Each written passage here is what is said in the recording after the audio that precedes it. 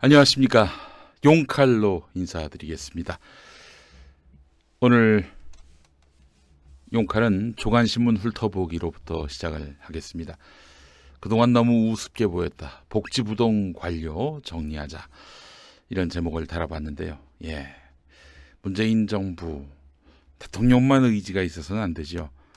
관료들도 대통령의 국정운영 철학에 발맞춰야 되는데 한참 뒤떨어지는 것 같습니다.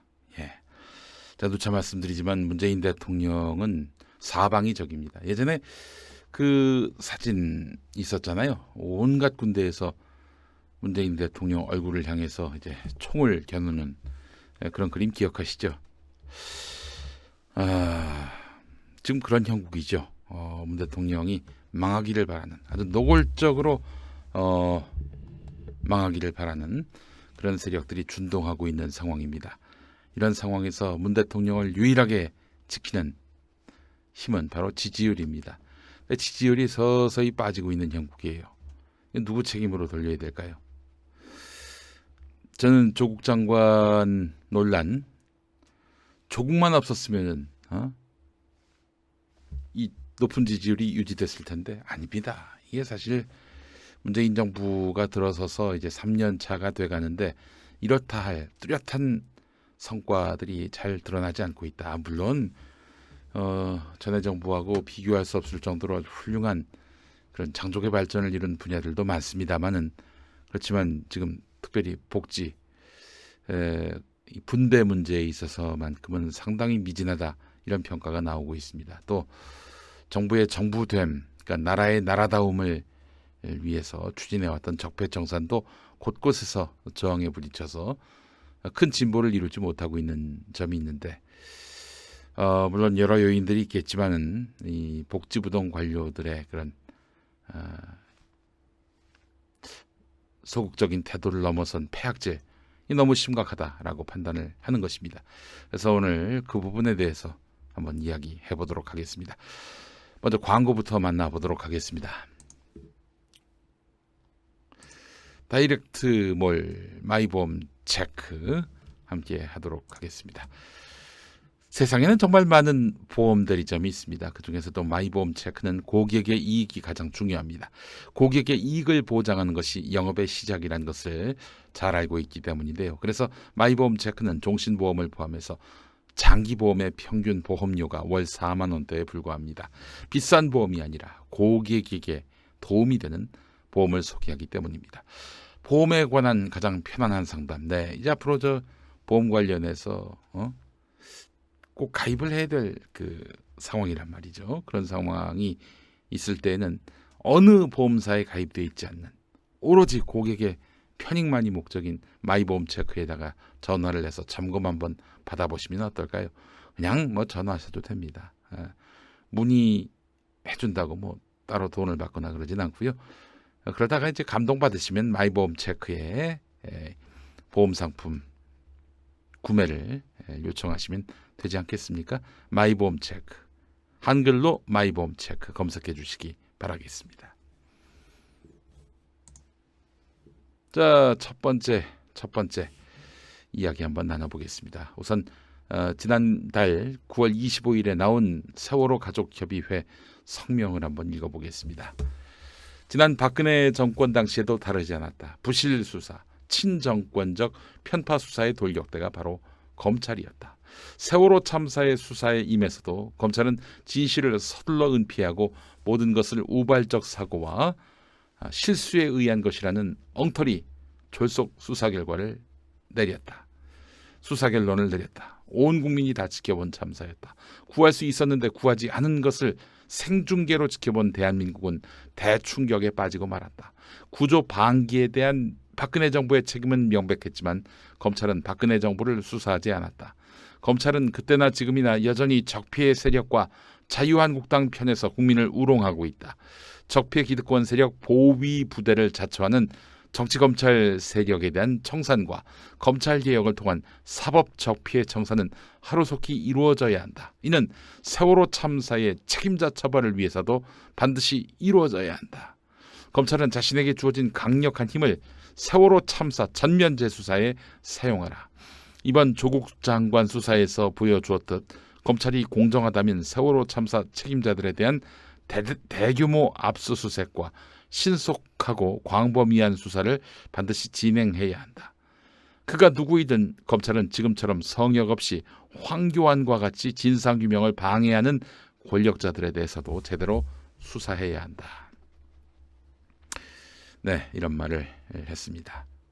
세월호 가족협의회가 말이죠. 네, 검찰이 신뢰를 다시 얻을 수 있는 길, 그 길을 찾고 싶습니까? 세월호 수사하면 됩니다.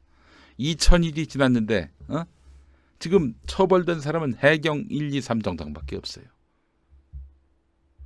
그 사람한테 세월호 구조 못한 것의 책임을 다 뒤집어 씌우면 끝납니까? 그 당시 정권에게 불리하냐 유리하냐 여기에만 몰두했던 관료들, 특히 황교안 법무부 장관, 광주지검장한테 막 수사를 그딴 식으로 할 거냐고 이러면서 압박하고 말이죠. 아니 자기 아내가 쓰러져 가지고 위급한 상황이니 압수수색 빨리 해달라. 남편으로서 한마디 한 걸 갖고 장관이 전화했네 이러면서 장관이 일선 검사한테 실무 검사한테 직접 이렇게 전화로 해가지고 압박을 가할 수 있어? 그러면서 또 그 검사는 압박을 받았대요. 그래놓고 11시간 동안 탈탈 털었어요. 압박받은 사람이 11시간 동안 그렇게 그 집에 머뭅니까? 실제 압수수색 시간은 얼마 안 됐다고 그러는데 11시간 동안 머문 건 맞잖아요. 예, 뭐 지금까지 한 건 뭐 그렇다 치더라도 세월호 참사 이 관련해서 전면 재수사 즉각 개시하시기 바랍니다. 이거 안 하면요, 이러면 사실 이 검찰뿐만 아니라 지금이야 세월호 가족협의회가 검찰을 비판하죠. 예, 왜냐? 정부 문재인 대통령의 약속을 믿고 있기 때문입니다. 신뢰하고 있기 때문입니다. 그러나 이게 뭐 계속 검찰이 손을 대지도 않고 가만히 있는다. 그러면 아이고 이 두 번 죽는 거예요, 우리 세월호 가족들은. 그래서 제 생각에는 이 국면에서 세월호 참사 수사로 전면 재수사로, 그래서 성역 없는 수사로 검찰이 자신들의 진정성을 보여줘야 할 것입니다. 보여주지 않는다. 그러면 야, 조국만 없어지면 정의가 바로 서니? 법치가 바로 서? 세월호는 다 뭉개고 그럼 정의가 바로 서는 거야?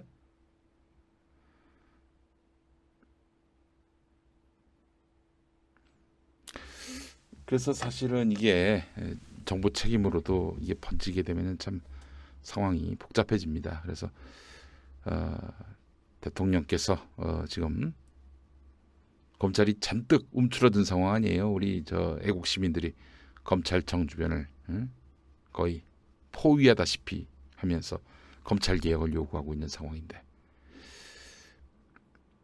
법무부 장관께서 본인 수사에 대해서는 관여하지 않겠다, 보고받지 않겠다 이렇게 말씀하셨어요. 잘했는데 세월호 참사와 관련해서는 수사 상황을 챙겨주시면 감사하겠습니다. 예.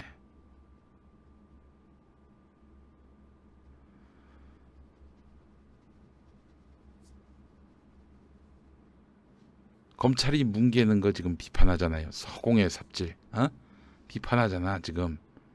언제 내가 정부를 욕했어? 아, 나 참 이 사람들.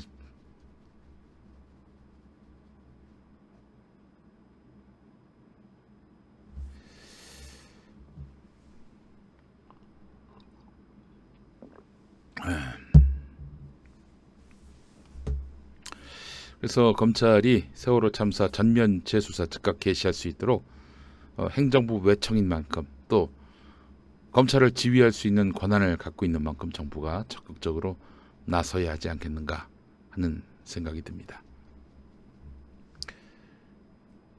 2000일 지났고 이제 공소시효가 얼마 남지 않았다고 합니다. 탈탈 털어서 조국 그 이상으로 탈탈 털어서 당시 이 진상 규명에 방해했던 자들, 그 자들을 정의를 바로 세우는 관점에서 털 수 있기를 바랍니다. 예. 그것이 사실은 이 정부가 뭔가 일을 해내고 있구나. 그리고 불의에 대해서 참지 않고 있구나. 이것을 보여줄 수 있는 강력한 신호라고 생각을 합니다. 이제 검찰을 끌고 가야죠. 견인해 가야죠. 그렇지 않겠습니까?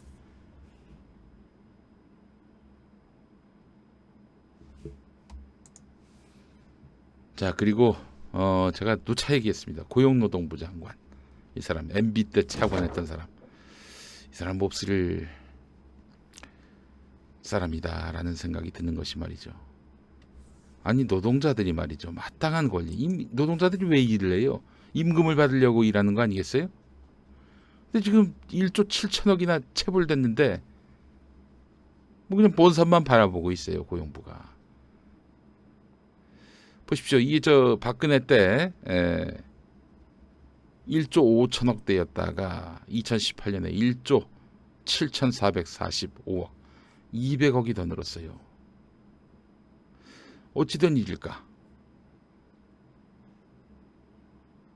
아니죠. 2천억이 더 늘었네. 2천억이. 왜 200억이라고 했지? 2천억이 더 늘었네. 임금 체불 대부분이 소규모 사업장에서 벌어지고 있습니다. 그렇다면 이분들이 구제를 호소하기가 더 어려워요. 사업장 규모별 피해를 살펴보면 10건 중에 8건이 30인 미만 사업장에서 발생하고 있습니다. 고용노동부 장관이 이거에 대해서 총대 매지 않고 이대로 방치하고 있으면요. 욕은 문재인 대통령이 얻어먹습니다. 아니 노동정의는 고사하고 체불 임금도 못 받는다. 이 얘기를 왜 대통령이 들어야 합니까? 당신이 일을 안 해놓고. 서울신문 분석을 보겠습니다. 임금 체불이 고착화되고 있는데도 고용노동부는 원인도 제대로 파악하지 않고 있다. 아니 고용노동부가 뭐하러 있는 거예요 그러면? 노동자의 권익을 위해서 있는 데가 고용노동부인데 이 원인 파악도 제대로 못하고 있다면 지금 2017년보다 2천억이 늘었는데 채임이 참여연대에 따르면 일시 임금 체불 원인 중 가장 많은 항목은 일시적 경영 악화인데 전체 원인의 55% 수준인데 노동부는 이에 대한 정확한 정의나 기준이 없다는 거예요. 고용노동부 관계자는 임금 체불 원인은 여러 가지가 있기 때문에 일일이 집계하지 않는다. 진정사건 조사에 관한 내부 지침은 따로 없고 근로감독관이 사업주와 근로자를 조사해서 종합 판단한다. 경우가 다 다르니까 뭐 따로 그걸 알아볼 필요가 없다라는 얘기인데 그래서 시민단체인 참여연대가 나섰어요. 일시적 경영 악화 이게 한 55%에 이른다고 봅니다. 아니 그러니까 이게 55%나 같은 유형이라면은 정확한 정의나 기준 내리는 거 그렇게 어렵지 않을 텐데 여러 가지 원인이 있기 때문에 일일이 집계하지 않는다? 뭐 하시는 거야? 그래서 그 개별 사업장에 대한 관리 감독을 강화하는 등 개선 위주로 하고 있다. 제도 개선 위주로 하고 있다. 예, 원청에서 결제를 미룬다. 그러면은 고용노동부가 뭐 손 못 댑니까? 당신들 말이야 왜 줘야 될 임금을 안 주는 거야? 왜 결제 안 하는 거야? 고용노동부가 거기 뭐 관여 못 합니까? 관계부처에 협조 못 합니까? 여러분 김조원 청와대 민정수석뿐만 아니라 이 고용노동부 장관 MB 때 차관했던 이 사람도 좀 실종 신고를 내야 될 판이에요. 노동자들이 1조 7천억이 떼였는데 체불 원인이 뭔지도 파악도 안 해. 예. 이게 바로 문재인 대통령 욕먹이는 겁니다. 노동자들로 하여금 세상은 안 바뀌었구나 이렇게 좌절하게 만들어요. 그 고용노동부 장관 책임 아니냐 이렇게 말할 수가 없는 겁니다. 그렇기 때문에 우리라도 탁달을 해야죠. 뭐 하냐고 대통령께 이렇게 누를 끼쳐도 되냐고. 그렇지 않습니까?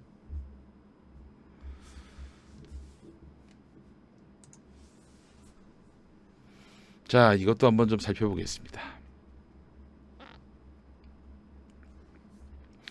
대통령께서 후보 때 임기 내 공공 어린이 재활병원을 완공하겠습니다. 이렇게 약속을 했습니다. 첫 공공 어린이 재활병원 건립이 가시화된 계기는 문재인 대통령의 후보 시절 공약인데, 문 대통령은 2017년 3월 대전에서 공공 어린이 재활병원 건립 공약을 발표하면서 중증 장애 어린이였던 김건우 군을 바라보고 건우야 어때? 이렇게 물어봤어요.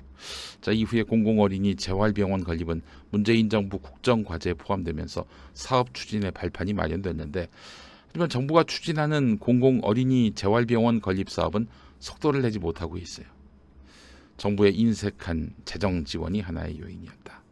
보건복지부는 어린이 재활병원 건립 비용으로 한 곳당 78억의 국비 지원 계획을 세워놓고 있다. 50병상 규모로 병원을 지을 때 모두 156억이 필요하다고 보고 50%는 국비로 지원한다는 계획인데, 156억이 드는데 78억을 지원한다. 그럼 이거 어디서 이걸 조달합니까? 이 결국 병원 운영비로 이렇게 쓴다는 것인지, 정부는 아직까지 명확한 운영비 지원 계획을 세우지 못하고 있다고 합니다. 민간 기부로 2016년 문을 연 푸르메 재단 넥슨 어린이 재활병원은 개원 이후 매년 30억 안팎의 적자를 보고 있는데, 대전시도 공공병원 건립 이후 비슷한 규모의 적자를 예상하고 있습니다. 정부 지원이 없을 때 운영 적자는 모두 지자체 몫인데, 이러다 보니까 지자체 입장에서는 병원 건립에 부담을 가질 수밖에 없다는 거예요.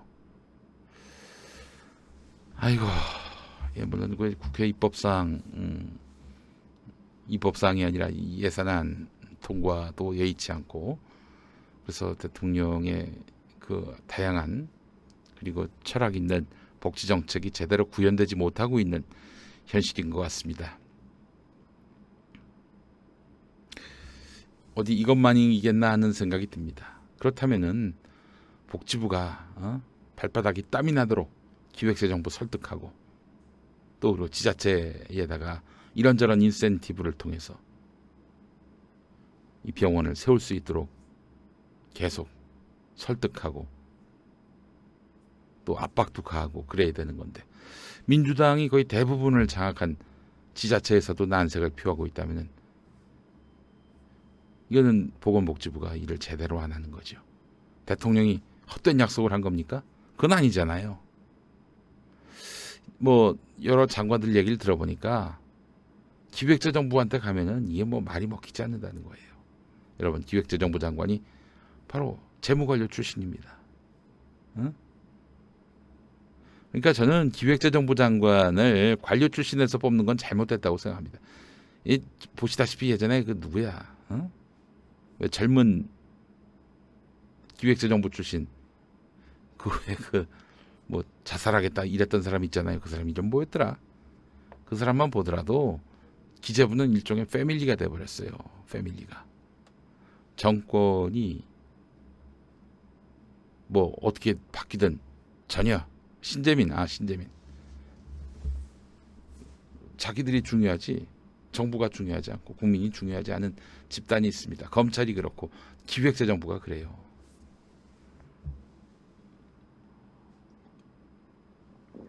물론 기획재정부에도 훌륭한 관료들이 있습니다. 좋은 관료들이 많이 있는데, 근데 자기 세력을 강화하기 위해서 그렇잖아요. 기획재정부가 많이 남기는 식으로 예산 운영하고 있잖아요. 아니, 정부가 돈 쌓아놓고 뭐하게요? 어떻게 돈놀이 하려고? 이자놀이 하려고? 그게 아니지. 국민들을 위해서 쓰라고. 세금을 걷는 것이고 재정정책을 세우는 거 아닙니까? 이것도 대통령이 하신 약속인데 이게 뒷받침이 안 되네요. 안타깝습니다. 예. 공직사회는 기본적으로 보수적입니다. 보수적이에요. 왜냐? 책임을 지울 수 있기 때문에 책임지는 게 두렵거든. 이거 세게 못 나가는 거예요. 자, 그렇다면 이런 관료 사회는 어떻게 하느냐? 정부 인사들, 특히 정권 인사들, 국민에 의해서 표로서 당선된 정부의 그 스태프들이 주도해 나가야 합니다. 그들이 관료주의에 포위되는 순간 정권은 망조가 되는 거예요. 아니 부총리까지 하시는 분이 저기 대표적으로 유은혜 교육부총리 같은 경우, 사회부총리 같은 경우 기재부가 봐야 얘기를 듣질 않는다. 그런 하소연을 했다는 거예요. 신문 칼럼을 보니까. 그러면 안 되죠. 그렇다고 좌절합니까? 그것은 낙담합니까? 주저앉습니까? 아니죠. 대통령 설득해서라도 기획재정부 장관과 3자 회동을 통해서라도 관철해 낼 것은 관철해 내야죠.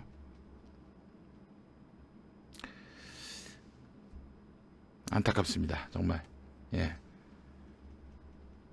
세월호 문제부터 시작해서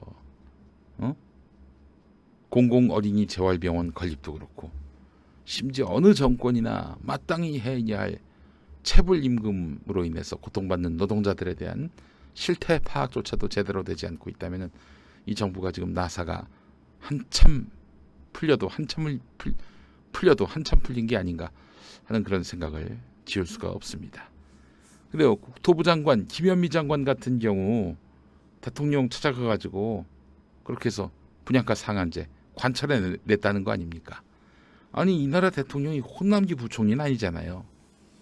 문재인 대통령한테 가서 도와달라. 이거 꼭 해야만 우리 정부가 국민 앞에 면목이 있다. 이러면서 대통령께 도움을 구하는 이런 자세를 취할 수는 없습니까? 대통령이 안 만나주시나요? 신뢰를 안 하는 것 같나요? 그럼 그만둬야지. 그거 뭐하라고 있어?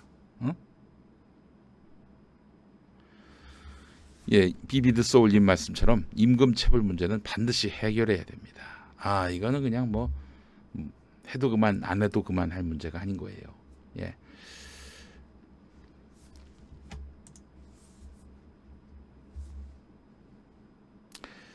네,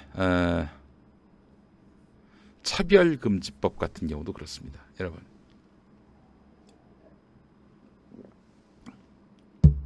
차별금지법이 통과가 되면은 그래서 우리에게 법제도로서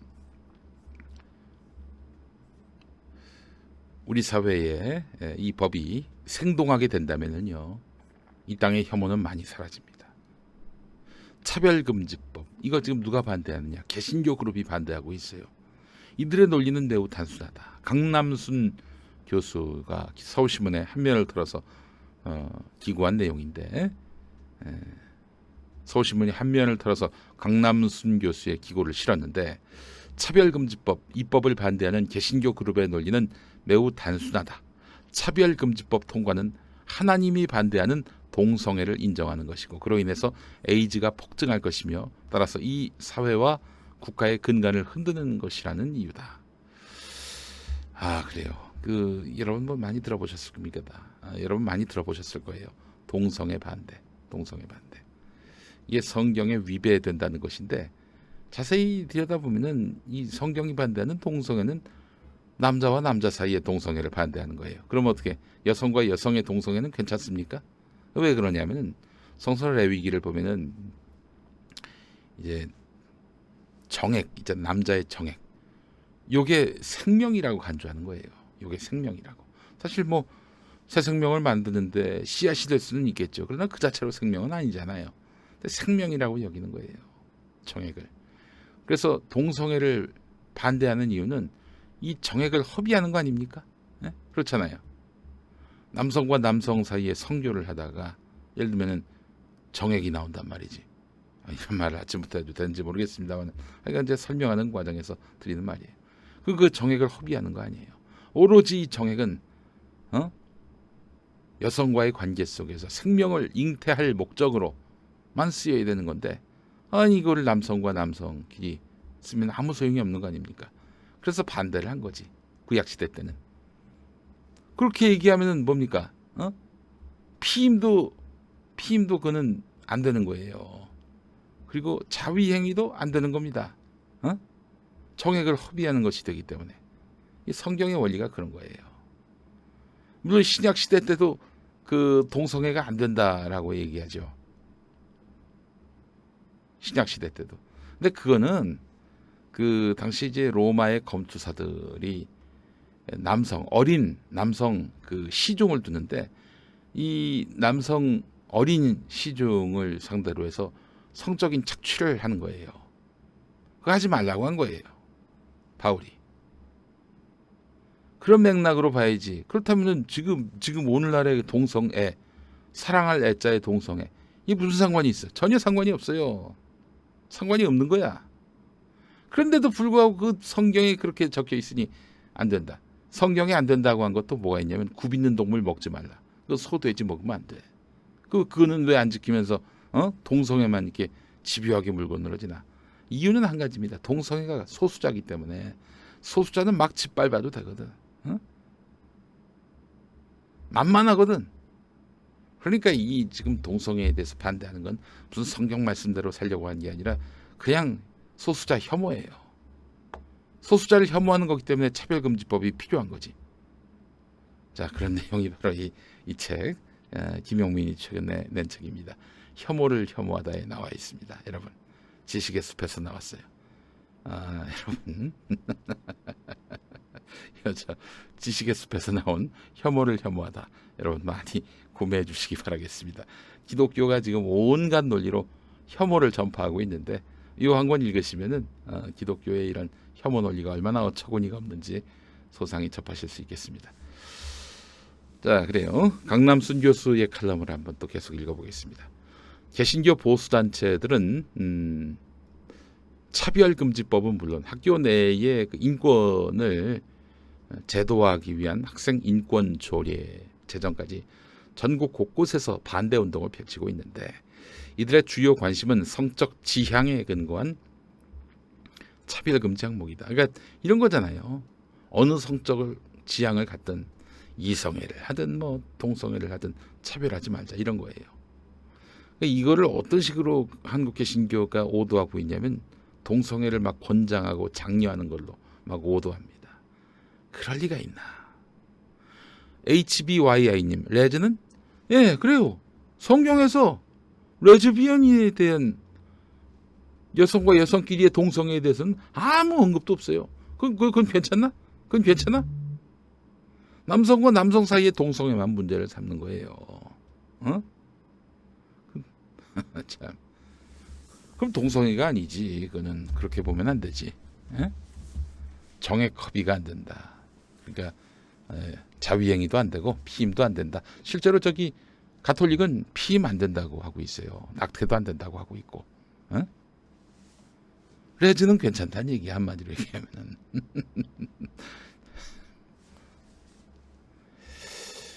그리고 또 저기 돼지고기, 소고기뿐만 아니라 비늘 없는 생선도 먹으면 안 돼요. 성경대로라면. 그럼 참치 못 먹지. 고등어 못 먹지. 오징어도 못 먹겠네. 오징어도. 그 당시 왜 돼지나 뭐 이런 거 못 하겠느냐? 뭐 여러 고대 이스라엘의 저 위생 뭐 이런 걸 위해서예요. 그 시대에만 해당하는 얘기지. 그걸 가지고 오늘에까지 적용하자고 냉장고도 있고 소독 시스템도 잘 돼 있고 이런 시대에 무슨. 자, 그렇습니다. 차별금지법을 반대하고 있는 개신교는 그런데 예수의 정신에서 많이 이탈되어 있다는 겁니다. 예수는 원수까지 사랑하라, 이런 얘기를 했습니다. 원수. 그 원수를 사랑하라, 이 이야기는 사실은 이방인까지 사랑하라, 이 말이기도 해요. 사실은. 그러니까 당시에 이방인은 원수나 다름없습니다. 그러니까 이방인이나 뭐 누구나 또 원수가 있잖아요. 원수까지도 다 사랑하라는 게 예수의 가르침이었어요. 선택적으로 누구만을 사랑하라, 이게 아닙니다.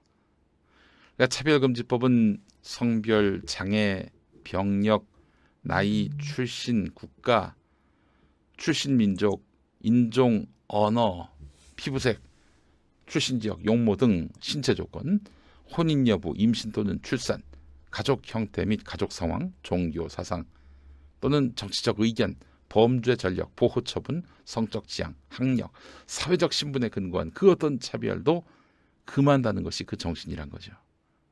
이 차별금지법의 정신은 예수의 서로 사랑의 정신, 그리고 이웃은 물론 원수까지 사랑하라는 예수의 정신을 제도적으로 반영하는 것입니다.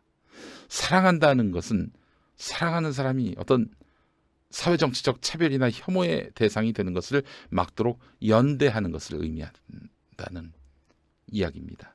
차별과 배제를 경험하는 사람과 연대하지 않고 오히려 혐오를 강화하는 것은 예수 정신의 정면으로 위배되는 행위를 하는 것이다. 네, 이렇게 볼 수 있는 것입니다. 강남순 교수의 말씀이 바로 제 이야기이기도 합니다. 혐오를 혐오하다 책이 나왔는데 강남순 교수 칼럼을 인용하면서 저도 한마디 얹었습니다. 예, 원수를 사랑하라. 그러니까 이제 예수가 2000년 전에 이 땅에 왔다고 그러는데 예수가 뭐 글을 쓴 것도 아니고요. 또 무슨 2000년 전 일이니까요. 뭐 그때 이 과학적으로 이성적으로 딱 뭐 검증이 되기는 어렵잖아요. 그 제자들이 지어낸 얘기일 수도 있다 이런 얘기도 있고요.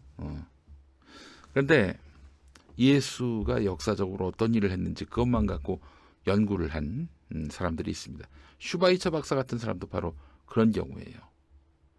근데 그 많은 예수가 역사적으로 어떤 일을 했는지 진짜 있었던 일을 중심으로 예수가 무슨 일을 했었는지 살펴본 사람들이 그래도 하나 합의한 게 있습니다. 무엇이냐? 예수가 원수를 사랑하라. 원수도 사랑하라.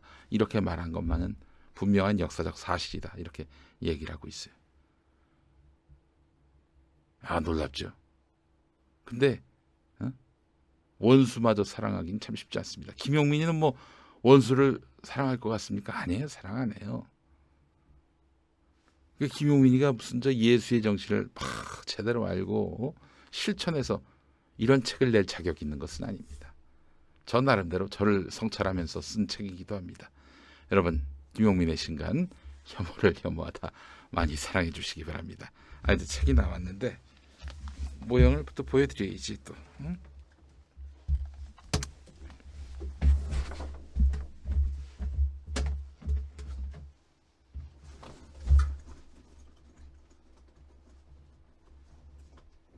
이 방송 보면서 책도 안 사는 사람들은 인간도 아니야.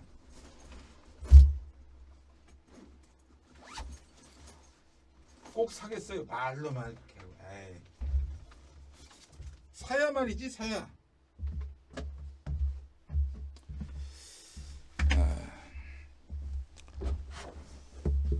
자, 여러분, 바로 이 책입니다. 이 책, 네, 혐오를 혐오하다. 예, 아이고 거꾸로 보이네요. 예, 혐오를 혐오하다. 여러분 많이 사랑해 주시기 바라겠습니다. 지식의 숲에서 나왔어요. 예, 뭐 제가 이 책을 들고 있다고 해서 뭐 여러분 꼭 사시라 이런 얘기는 아니고 관심을 가져달라 이런 말씀을 드리는 겁니다. 예, 자 그래요. 혐오를 혐오하다 책이 나왔습니다.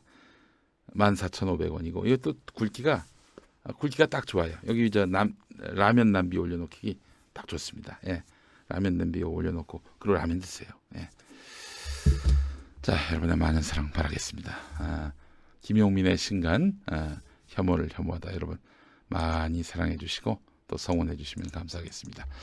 뭐 나중에 살게요. 이런 분들을 위해서 나중에 사면은 살 수가 없습니다. 다 까먹기 때문에 그래서 제가 바로 이렇게 또 여러분들께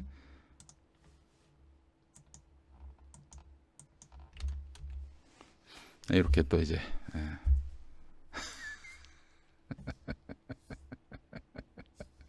예, 이렇게 링크를 걸어 놨습니다. 김용민의 새 책 혐오를 혐오하다 많은 사랑 바라겠습니다.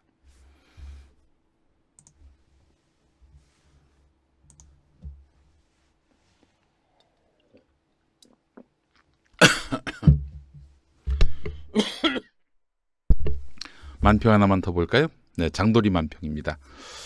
무논리 시대에서 무엇이냐 그 우주의 기운이 총복잡하니까 블랙리스트로 차단하세요. 이렇게 말을 하니까 예이 이렇게 고개를 조아리고 시종을 듭니다. 이 사람들. 자 그런데 진영 논리의 시대가 왔다는 거예요. 응? 검찰개혁을 외치는 사람을 향해서 우리가 모이면 300만, 너희가 모이면 3만 이렇게 얘기를 합니다. 3만이라고 얘기한 사람이 빤스 목사 전광훈이에요. 자, 그런데 말이죠. 어떤 그 화려한 성에서 개나 소나 내로남불하지 마라. 내로남불은 내 거다. 이재용 뒷모습 같죠? 자본 권력. 내가 구속되면 경제 위기, 남이 구속되면 경제 안정. 내가 벌면 경제 성장, 남이 벌면 경제 위기 이러면서 노조 또 최저임금 인상으로 인해서 눈총받는 노동자들 이 모습이 또 나옵니다. 고양이의 시무룩한 모습도 나오고 말이죠. 예. 장도리 만평이었습니다.